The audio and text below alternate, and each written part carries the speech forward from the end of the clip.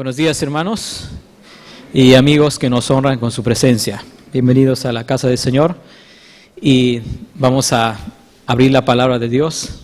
Vamos a escuchar lo que el Señor quiere para nosotros en esta mañana y vamos a orar primero. Señor, te pedimos que nos dirijas en esta mañana. Queremos, Señor, leer tu palabra y queremos escucharte, Señor. Dispón nuestros corazones para escuchar, Señor, lo que hoy tienes para nosotros. Bendiga, Señor, este tiempo. Te lo pedimos en el nombre de Jesús. Amén. Muy bien, quisiera invitarles a abrir sus Biblias en el libro de Jueces, que es el libro que estamos estudiando. Muy bien, entonces mantenemos nuestras Biblias abiertas en el capítulo 10 del libro de Jueces, que será este capítulo que estaremos meditando. En esta mañana quisiera juntos desafiarnos en un desafío que tuvo el pueblo de Israel en su momento, y creo yo que también es el desafío para todo creyente y toda persona que decide algún momento tener una relación personal con Cristo. Y el desafío es ser o mantenerse fiel a Dios. Quisiera que en esta mañana pensemos en este gran desafío de mantenernos fieles al Señor. Fieles en el sentido de servicio, pero también fieles en el sentido de rendir culto a nuestro Dios. Es un desafío que la palabra de Dios nos dice a cada uno de nosotros. En cada página de la palabra de Dios, cuando uno lee, encontramos este gran desafío.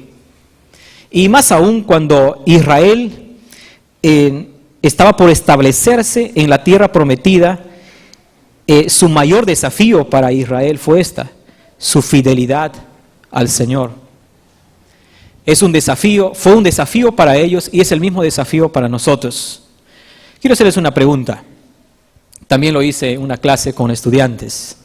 Quisiera, por favor, que en este momento piensen en qué cosas, ya sean aparatos o circunstancias o hechos, ocupan el mayor de su tiempo. Pueden en este momento, por favor, pensar y recordar en algo que ocupa el mayor de su tiempo en un día normal. ¿Sí? Por favor, todos estamos recordando un poco en qué. Esta misma pregunta lo hice a un grupo de estudiantes y la conclusión cada uno de los estudiantes empezaban a decir en qué cosas ocupan la mayor parte de su tiempo. Y descubrimos que un estudiante, el mayor tiempo durante un día normal, lo ocupa entre 6 a 7 horas estar en el internet. Obviamente no haciendo trabajos de investigación, por supuesto, ¿no? Ocupado en otras cosas, ¿no? En las páginas que generalmente ya los chicos usan muy bien. Y fue interesante pensar, y cada estudiante empezó a pensar junto conmigo en qué cosas ocupan el mayor tiempo en nuestras vidas.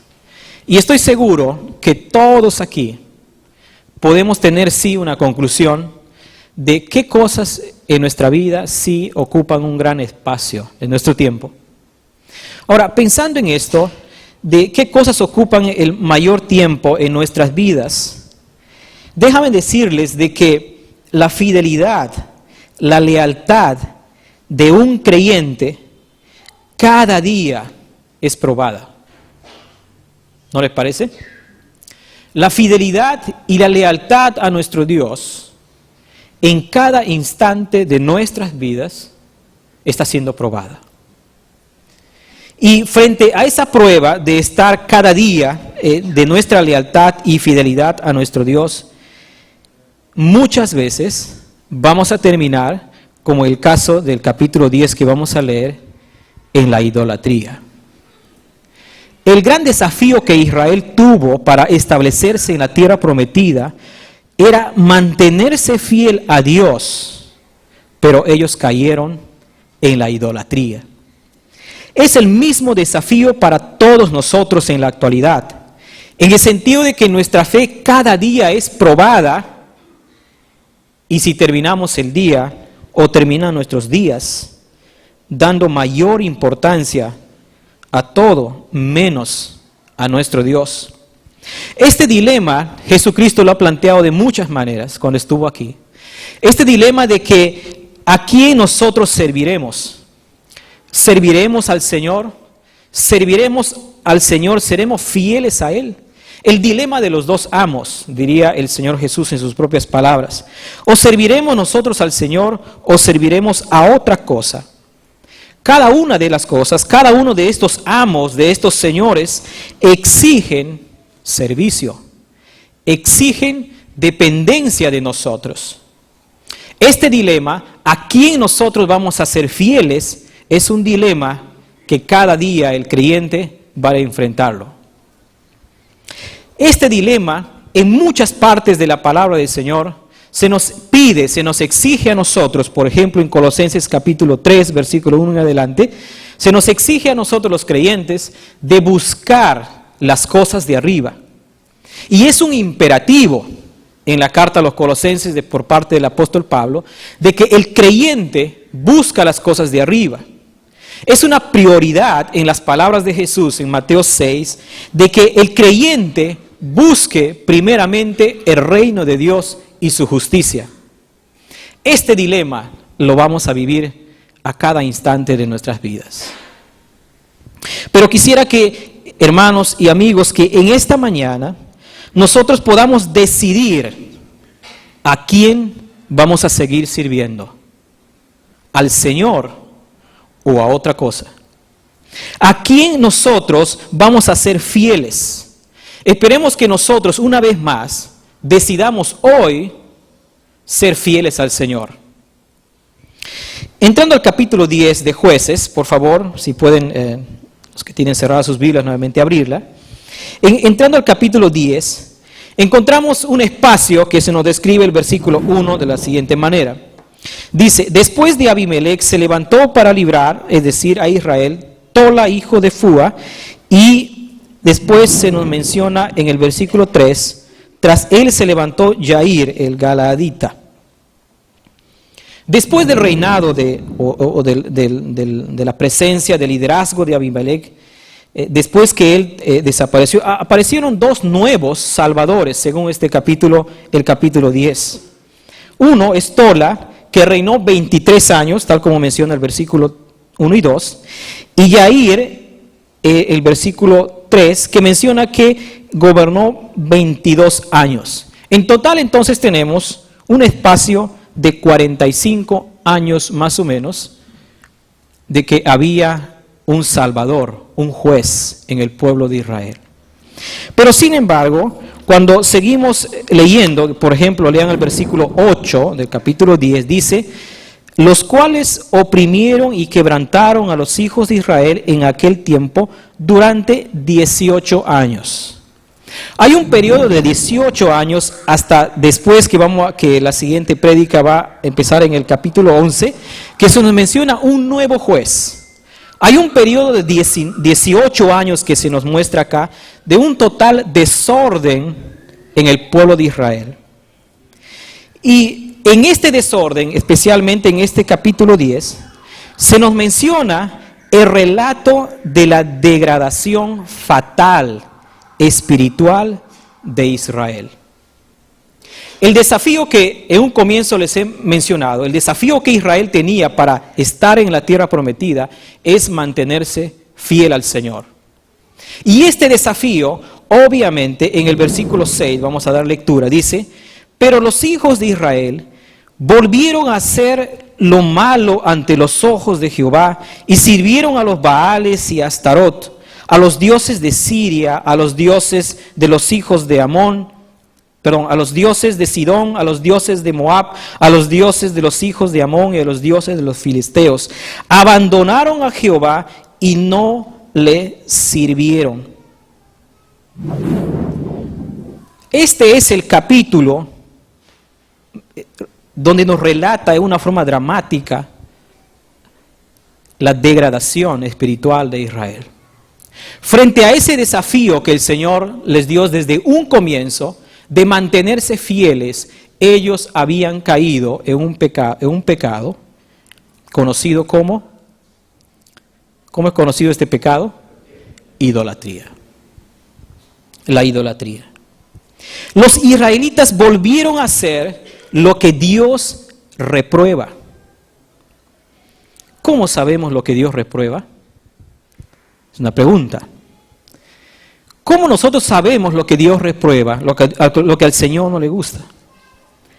Lo que no es la voluntad del Señor. ¿Cómo nosotros sabemos? ¿Cómo los judíos supieron que ellos estaban en desobediencia al estar sirviendo a los ídolos y no a Dios? Ellos supieron la voluntad de Dios por su palabra. La palabra de Dios, hermanos y amigos, en la palabra de Dios nosotros conocemos lo que Dios piensa.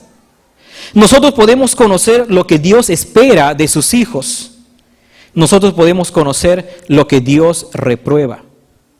Y Dios había sido claro con Israel cuando Él les dijo, aún desde la promulgación de la ley, en las dos primeras leyes, que Dios les exigía a Israel lealtad a Dios, no a la idolatría. Ellos conocían lo que Dios pensaba. Entonces, cuando empezamos en este relato, vemos el profundo pecado de Israel, que fue la idolatría, que fue una degradación de la norma establecida por el Señor en los dos primeros mandamientos, de no hacerse imágenes y no servir a los ídolos. Idolatría en esta parte se entiende como una degradación de lo que Dios ha establecido como lo correcto, como lo establecido por la palabra de Dios. Ahora, veamos un poquito geográficamente las circunstancias de Israel en este momento. Dice, aquí se nos menciona casi 5 lugares. Es decir, los dioses adorados por los israelitas. Fíjense, por ejemplo, en el versículo 6 que acabamos de leer, y dice lo siguiente: ellos adoraron a los Baales, se menciona en plural, si se imagina que eran muchos, y Baal tiene una suerte de significado de amo, más o menos, alguien que gobierna, alguien que está por encima de. Es decir, que Israel estaba bajo el gobierno de Baales. Y después se nos menciona a Astarot, una diosa de la fertilidad, el amor y la guerra. Pero eso no es todo la descripción de la degradación espiritual de Israel. Fíjense ustedes, después sigue diciendo, a los dioses de Siria, Sidón, a los dioses de Siria, se menciona.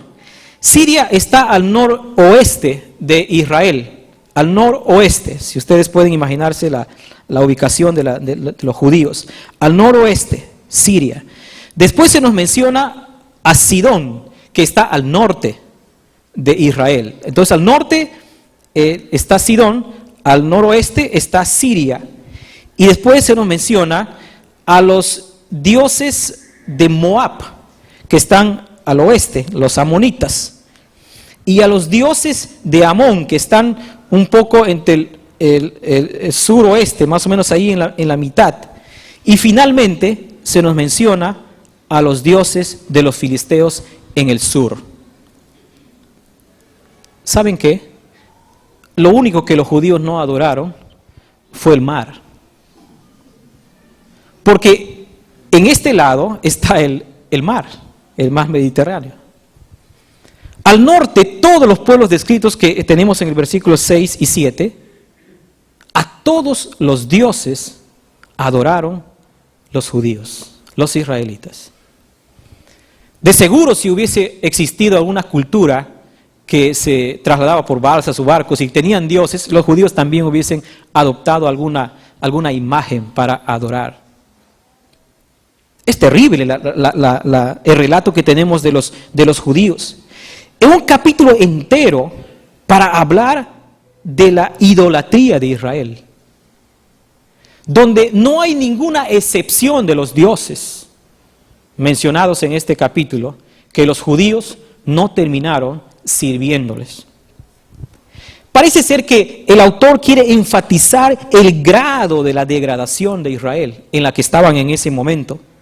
Tantos dioses que los judíos adoptaron. Ahora pensemos un poco más en esta circunstancia del pecado de la idolatría. La palabra de Dios tiene un mensaje negativo en base al mensaje positivo presentado en los primeros 2 mandamientos de los 10 que conocemos. No sirvas a los ídolos, adora solo a Dios. No permitas que ningún ídolo tome su lugar. Esto era conocido por los judíos y conocido también por nosotros, por la palabra de Dios. La trágica historia de Israel se resume en este problema, en limitar su lealtad al Señor solamente, intentando servir a Dios y a los ídolos. Este fue el problema concreto de Israel en este capítulo. Intentar servir a Dios, intentar servir a los ídolos. Dios es celoso, dice su palabra en Éxodo 25. Dios es celoso en cuanto a su gloria, en cuanto a la adoración a Él, porque Él nos ama y desea lo mejor para nosotros. Pero cuando pensamos en la idolatría, ¿qué es la idolatría finalmente? Dije, según este capítulo, que la idolatría es una degradación de la norma. Dios estableció que los judíos no debían tener imágenes ni ídolos, y ellos transgredieron, degradaron de lo que Dios había establecido. Pero hay un concepto mucho más amplio que esto, y voy a leerlo. Dice, idolatría es el reemplazo del Dios vivo por cualquier cosa creada a la que el ser humano mire para orientación, ayuda y satisfacción. Idolatría. Los judíos habían caído en este pecado a reconocer a los ídolos, a los baales y a una cantidad de dioses, a reconocerlos a ellos que son capaces de orientar su vida, su historia, que son capaces de ayudarlos. Ellos estaban siendo oprimidos de varias maneras. Se menciona el versículo 8, que habían sido oprimidos y quebrantados los hijos de Israel de varias maneras. Y así el versículo 9 se nos menciona la invasión que habían sufrido. Ellos habían dejado al gran ayudador y detenerse en los baales para ser ayudados y tener algún tipo de satisfacción en ese momento. Hay consecuencias inevitables con respecto a la idolatría en este capítulo. La idolatría es una declaración de independencia del Creador. Cuando Israel cae en este momento, lo que ellos estaban diciendo es que quieren ser independientes de Dios. La fuente del poder, la fuente del gran libertador que es nuestro Dios. Los judíos, al adorar a otros, a imágenes, a ídolos, estaban declarando su independencia del Creador. Pero esta es una ilusión. Porque aparentemente la idolatría puede prometerte la independencia, pero termina siendo una esclavitud angustiante. Porque la circunstancia que están viviendo en este momento los judíos al abandonar al Señor, al no mantenerse fiel al Señor, es una esclavitud terrible. Eso es lo que están experimentando ellos. La idolatría roba a Dios la gloria. Ahora pensando un poco más en nosotros, ¿cuál es la situación de la iglesia de hoy? ¿Cuáles son los nuevos ídolos que podemos nosotros mencionar? ¿Cuáles son los molochs o astarot modernos que nosotros conocemos o tenemos que luchar cada día? Les decía un comienzo de que el mismo desafío es también para nosotros, no solamente para los judíos, en mantenerse fieles al Señor. Pero nuestra fidelidad y servicio al Señor está siendo siempre probada. ¿Cuáles son los nuevos ídolos que nuestra sociedad nos vende y nuestra fe tiene que ser probada? Tal vez la tecnología, tal vez la democracia, la economía. Son ídolos contemporáneos. Han tomado el lugar reservado solo para Dios en el corazón de las personas. Y este es el problema terrible con respecto a la idolatría, en que a Dios se lo saca del lugar que debe ocupar en el corazón del hombre. Se lo saca para poner una cosa, para poner un ídolo. La situación de la iglesia cristiana es peor de lo que fue para Israel por dos razones. Primero, es que hay tantos ídolos en el mundo de hoy como en el antiguo de Israel. Tantos ídolos. Pero aparte de eso,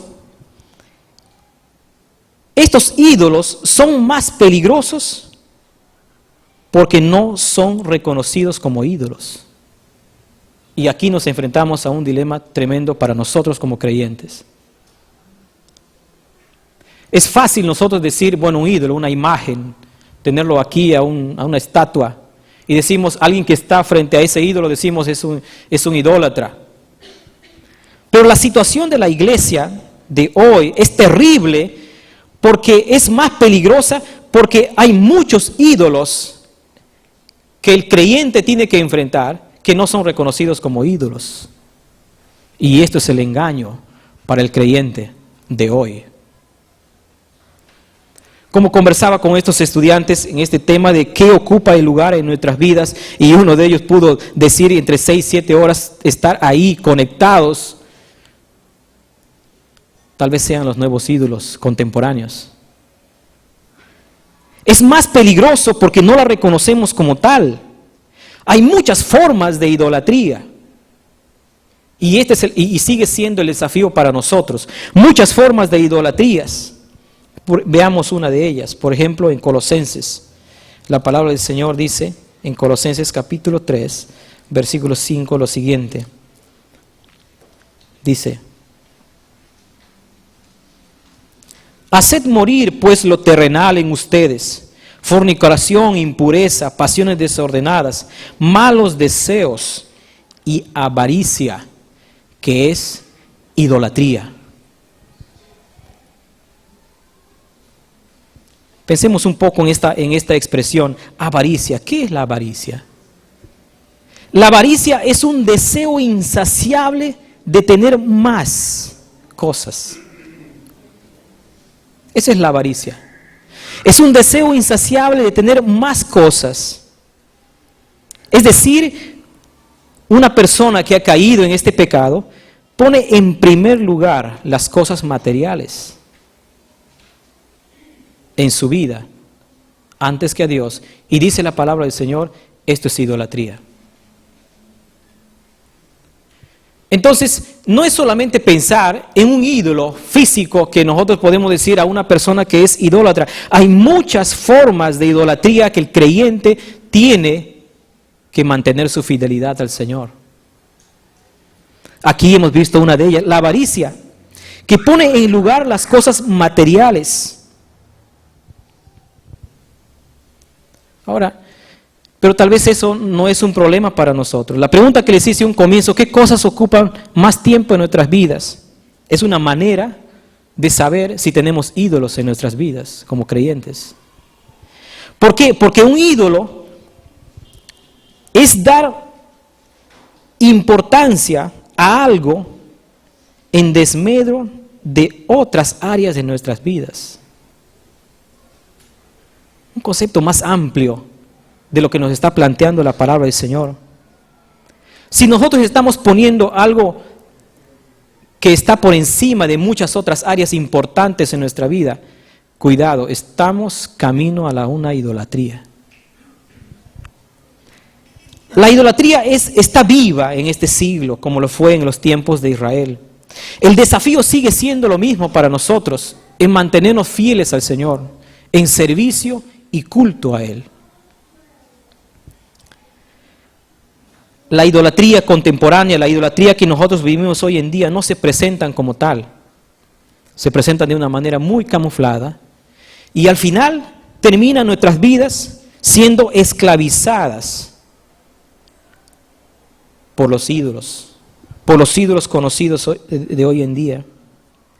Entonces, hay que tomar la actitud que tomó Israel en este capítulo. Fíjense ustedes el versículo 11 dice, versículo 10 dice: entonces los hijos de Israel clamaron al Señor diciendo: nosotros hemos pecado contra ti porque hemos dejado a nuestro Dios y servido a los Baales. Jehová respondió a los hijos de Israel: ¿no habéis sido oprimidos de Egipto, de los amorreos, de los amonitas, de los filisteos, de los de Sidón, de Amalec y de Maón? Y cuando clamasteis a mí, no os libré de sus manos. Pero ustedes me habéis dejado y habéis servido a dioses ajenos, por tanto, yo no os libraré más. Andad y clamad a los dioses que habéis elegido, que ellos os libren en el tiempo de vuestra aflicción. El versículo 15, los hijos de Israel respondieron a Jehová, hemos pecado, haz con nosotros como bien te parezca. ¿Qué tipo de ídolos estamos nosotros teniendo en nuestras vidas? Tal vez no lo estamos reconociendo, pero sí ocuparon el lugar del Señor en nuestras vidas. ¿A quién estamos nosotros sirviendo hoy en día? ¿Al Señor? ¿U otras cosas, u otras ocupaciones? Es una buena manera, hermanos, de reflexionar en cuanto a nuestra fidelidad al Señor. El desafío siempre va a ser, de cada día, de mantenernos fieles al Señor. Pero ¿qué formas de idolatría están corrompiendo nuestra vida? Están alejándonos del Señor y están alejándonos de poner en el lugar adecuado al Señor en nuestras vidas. Este es un desafío constante. Por eso la exigencia de la palabra del Señor en buscar las cosas de arriba y buscar primeramente el reino de Dios. Una manera de contrarrestar a este desafío diario de caer en cualquier tipo de idolatría en nuestras vidas es justamente tener la perspectiva del cielo en cada instante de nuestras vidas. Tener una perspectiva del cielo es tener una perspectiva donde Dios está en control de nosotros. Tener una perspectiva del cielo es, como diría Colosenses, que todo lo que hacemos, sea de palabra o de hecho, lo hagamos como para el Señor y no para los hombres. Una manera de contrarrestar es esto, poniendo nuestra mirada en el Señor. Dios desea ocupar el primer lugar en nuestras vidas. Cuando Jesucristo vino a esta tierra, los judíos, tal vez en ese momento los judíos no estaban tras ídolos como lo estuvieron sus antepasados, especialmente en el libro de Jueces. Tal vez no estaban tras ídolos, pero ellos tenían otros ídolos. Su observancia tan legalista de la ley, que fue al final sus ídolos, hacía de que ellos no pudieran mirar al Mesías que estaba entre ellos. Ese es el problema. Ese es el problema. Hay mucha gente que tiene una serie de ídolos en su vida que les hacen incapaces de poder mirar a Jesucristo el Salvador. Hermanos y amigos, Dios desea que nosotros le sirvamos a Él en todo momento de nuestras vidas. En el mismo libro de Colosenses, la palabra del Señor nos dice que ahora nosotros tenemos una nueva vida. Somos nuevas criaturas. Vivamos como tal. Vivamos como nuevas criaturas, creadas por el Señor, por el poder de la sangre de Cristo derramada en la cruz. Que gracias a nuestro Señor en que nosotros ahora podemos decir, tenemos una nueva vida. Y en este mismo capítulo el apóstol Pablo dice, dejen su vida antigua y pongan al Señor en primer lugar. El desafío sigue siendo lo mismo para nosotros. Mantenernos fieles al Señor. ¿Nos mantenemos fieles? ¿Estamos sirviendo al Señor? ¿Le rendimos todo culto, todo servicio al Señor? Si no está ocurriendo eso en nuestras vidas, hemos caído en este pecado de la idolatría, porque Dios no está ocupando el primer lugar en nosotros. Este fue la degradación espiritual de Israel en el capítulo 10 de Jueces. Ellos no habían mantenido fidelidad al Señor, no se habían mantenido fieles al Señor y decidieron ir tras los ídolos, tras aquellos ídolos que les prometía ayuda, que les prometía satisfacción, pero al final terminaron siendo esclavos. Alguien decía que la idolatría contemporánea es como una adicción, que le tiene esclava a una persona y no puede reaccionar no puede hacer cosas correctas por sí mismo. Gracias a Dios, hermanos, que tenemos el poder del Espíritu Santo en nosotros para mantenernos fieles al Señor.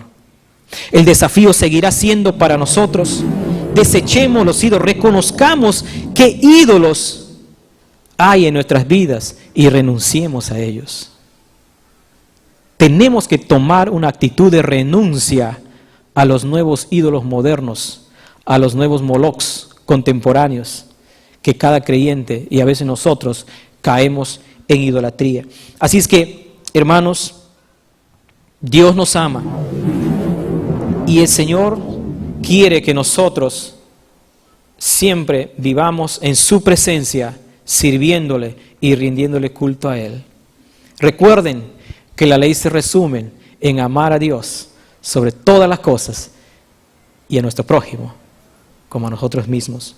Que el Señor nos ayude, hermanos, a mantenernos fieles al Señor. Oremos. Gracias, Padre Santo, por tu palabra, por animarnos, Señor, a mantenernos fieles frente a los desafíos de nuestra vida diaria. Ayúdanos, Señor, a desechar cualquier tipo o rasgo de idolatría en nuestras vidas, Señor, y mantenernos fieles a ti, sirviéndote y viviendo para ti en cada instante de nuestras vidas. Gracias, Señor, porque contigo podemos, Señor, tener victoria día a día, Señor, en nuestras luchas, en nuestras tentaciones del día a día, Señor. Ayúdanos, Padre Santo, a ser fieles a ti sobre todas las cosas. Gracias por tu palabra en Cristo Jesús. Amén. Gracias, hermano.